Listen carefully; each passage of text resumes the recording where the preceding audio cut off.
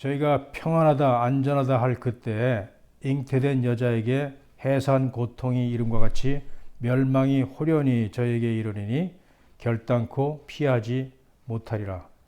우리 시대가 시대의 표적이 있음에도 불구하고 그것을 분별할지 모르는 그런 시대에 살고 있어요.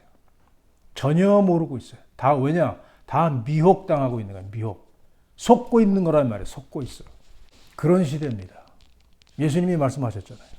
너희가 날씨는 뭐 내일은 비가 오고 눈이 오고 바람 불고 다 안단 말이에요.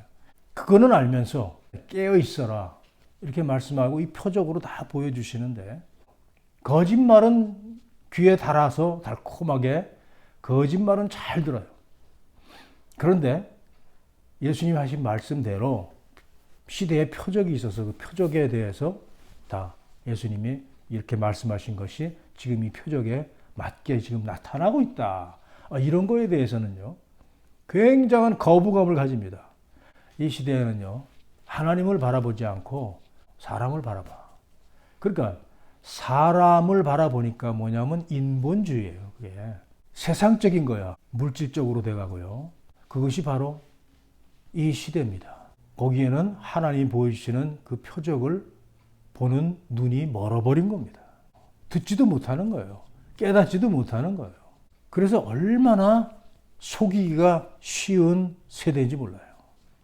깨어서 있으라는 말은 속지 말라는 얘기예요. 깨어 있어라. 그 말은 정신 바짝 차리고 속지 말아라 이 말이에요. 영적으로 속지 말라는 얘기예요. 보이는 것 가지고 뭐 얼마나 약삭 빠르게 대처를 하고 해가지고 안 속습니다. 그거는. 그런데 영적으로는 얼마나 바본지 그냥 속아 넘어가요. 보이지 않는 것을 봐야 돼요. 보이지 않는 것을 볼 수 있는 눈이 있어야 돼. 그게 어디서 오느냐? 믿음에서 오는 거예요. 말씀에서 오는 거야. 지금 이 전염병 때문에요. 온 세계가 다 비상에 걸렸잖아요. 이 세상이 창조된 이후부터 지금까지 한 번도 이런 일이 없었습니다.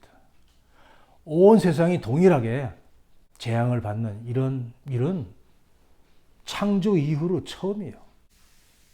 코로나 바이러스 재앙에 대한 빌 게이츠의 아름다운 성찰이라는 제목으로 이렇게 무슨 글이 올라와 있다고 그것을 인터넷에 이렇게 올리는 사람도 있어요. 아, 정말 아름다운 말이다. 아름다운 성찰이다라는 거예요.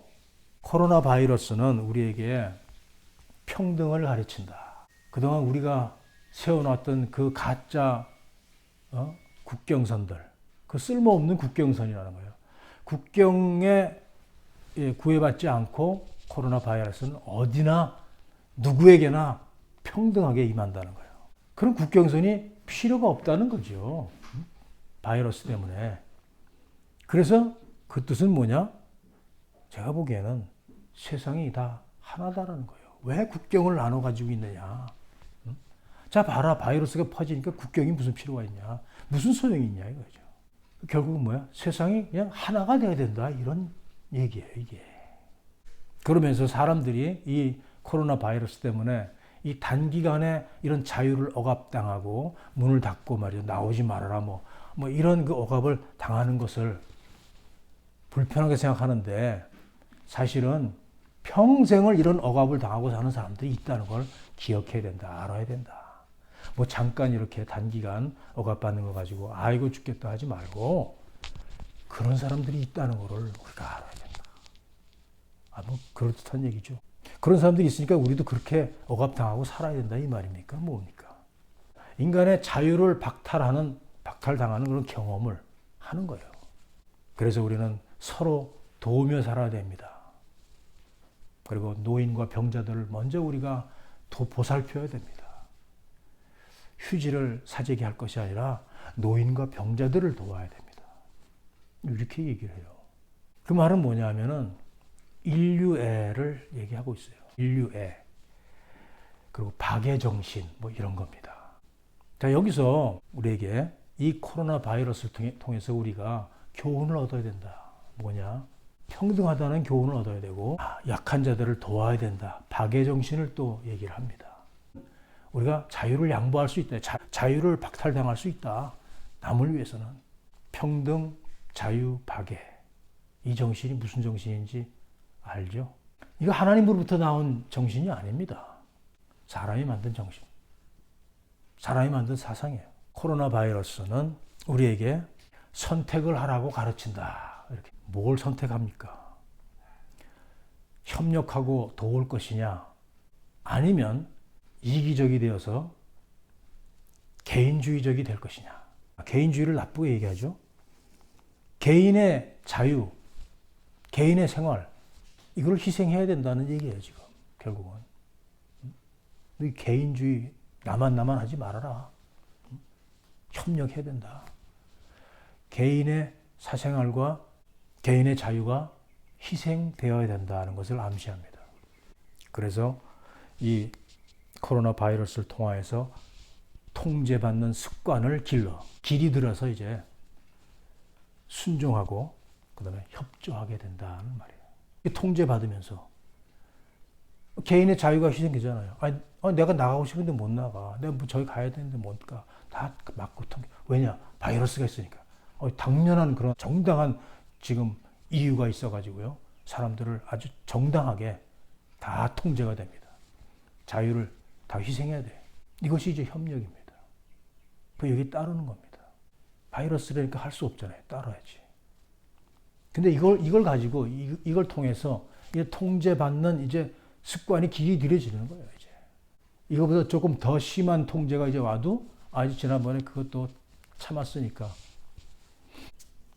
코로나 바이러스 이 재앙을 통해서 우리에게 가르쳐 주는 것은 이것이 우리에게 새로운 시작이 될 수도 있고 서로 이해하는 이해와 어떤 성찰을 통해서 우리가 그동안 잘못된 것들, 우리가 잘못하고 있던 것들, 잘못으로부터 배우는 시간이 될 것이다라는 겁니다. 자, 배워야 할 것을 배울 때까지는 계속 반복되는 회로의 시작이 될 것이다. 뭘 배웁니까? 뭘? 협박 같아. 너희들 배워야 될 것을 배울 때까지는 이런 것이 계속 반복될 것이다라는 거예요. 뭘 배워? 순종하는 법을, 협조하는 것, 통제당하는 것. 코로나 바이러스 재앙을 통해서 우리에게 말하는 것은 뭐냐? 지구가 병들어 있다는 것을 알게 한다. 그러면서 이제 예를 들은 게 마켓의 그 선반에 휴지가 다 동이 나서 휴지가 말끔하게 사라졌다. 이거를 이야기를 하면서요. 우리의 살림이 그렇게 사라져가는 것, 살림의 그 황폐화가 빠르게 진행되고 있다는 것을 알 필요가 있다고 가르친다. 그 왜 그러냐? 사람이 많아서 그렇다. 인구가 많아서. 인구 축소의 필요성을 말하는 것 같아요. 인구가 좀 축소돼야 된다. 좀 죽어서 없어져야 된다. 이 말이에요. 자, 코로나 바이러스가 우리에게 주는 또 교훈은 모든 난관이 지나간 후에 평온이 온다고 가르친다. 그래. 가짜 평온입니다. 가짜 평온. 이 재앙이 지나가고 나면 이제 평온이 온다. 뭐 전과 같이 또 평화롭게 된다. 그동안에 우리가 혼나가지고 좀 이제 훈련도 좀 받고 이제 뭔가 이제 배웠으니까 이제부터는 좀 협조도 많이 하고 이래가지고 다 하나가 돼야 되고 또 남을 도와줘야 되고 개인의 자유는 좀 박탈당하더라도 이렇게 우리가 좋은 세상을 만들어야 된다. 평온이 온다고 말합니다. 성경에서는 너희가 평안하다, 안전하다. 이 말을 그 좋게 하시는 게 아니에요. 세상이 주는 평안은 평안이 아닙니다. 평화를 가장한 평안이지. 그러면서 이렇게 얘기합니다. 인생은 주기에 따라서 이루어진다는 거예요. 반복되는 어떤 주기에 따라서 인생이 이루어진다. 이게 다듬어진다. 이번에 이 코로나 바이러스 이 일도 거대한 한 주기의 한 단계일 뿐이다. 이것도 지나갈 것입니다. 다음 계획이 있다는 거예요. 이것도 지나가고 이제 다음 단계가 있다는 거야. 다음 단계가. 사람들은 코로나 바이러스의 재앙이 아주 거대한 재앙이라고 보지만 자기는 아주 위대한 교정자로 본다는 겁니다. 위대한 교정자로. 코로나 바이러스를 통해서 이 사람들이 교정된다는 거예요. 이렇게 이 큰 재앙을 통해서 사람들이 이제 어떻게 교정이 되는지 모르겠어요. 바꿔진다는 거예요. 바꿔져. 지금 정신 차리고 아이고 이제 좀 하라는 대로 좀 해야 되겠구나. 이런 재앙을 통해서 사람들을 교정하겠다는 거예요. 생각을 바꾸고요. 생활 스타일을 바꾸고요. 어떤 통제에 익숙해지게 하고요. 중요한 교훈들을 일깨우기 위해서 이런 재앙이 온 건데 그런 교훈을 배울 것인가 말 것인가는 우리의 선택에 달려있다. 배울 거야? 이제는 따라 할 거야? 이런 재앙이 왔으니까 더 큰 재앙이 올 수도 있는데 그때는 따라 할 거야? 문 닫아 그러면 문 닫아야 되고 나오지만 나와야 되고 너 저기 가서 살아 저쪽으로 가 그러면 가야 되고 어떤 강제성을 띠는 그런 말입니다. 배울 것인가 말 것인가 우리에게 달려있다. 이 말이요 굉장히 좋은 말처럼 들렸나 봐. 그래서 참 아름다운 성찰이다.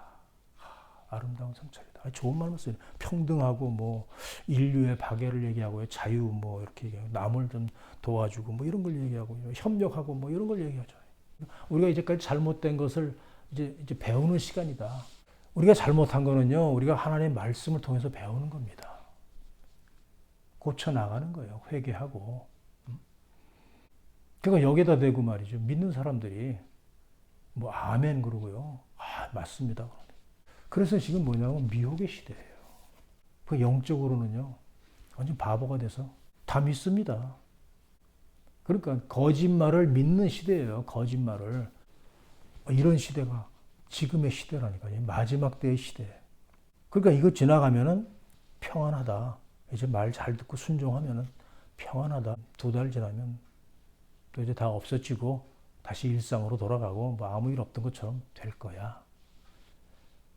그 말을 믿는 겁니다.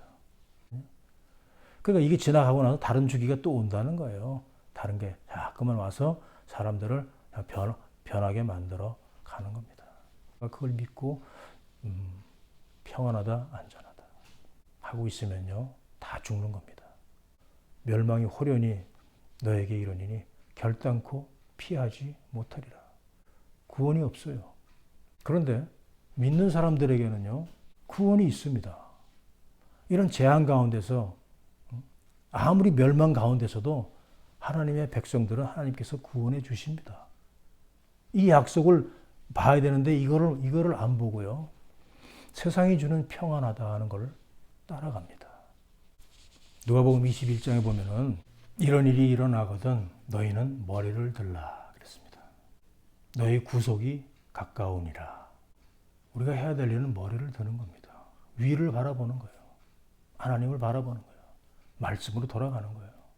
주님의 음성을 듣는 것입니다. 그것이 위를 바라보는 거예요. 주님의 그 인도하심을 따르는 거예요. 그것이 머리를 드는 거예요. 그것이 구원받는 길입니다.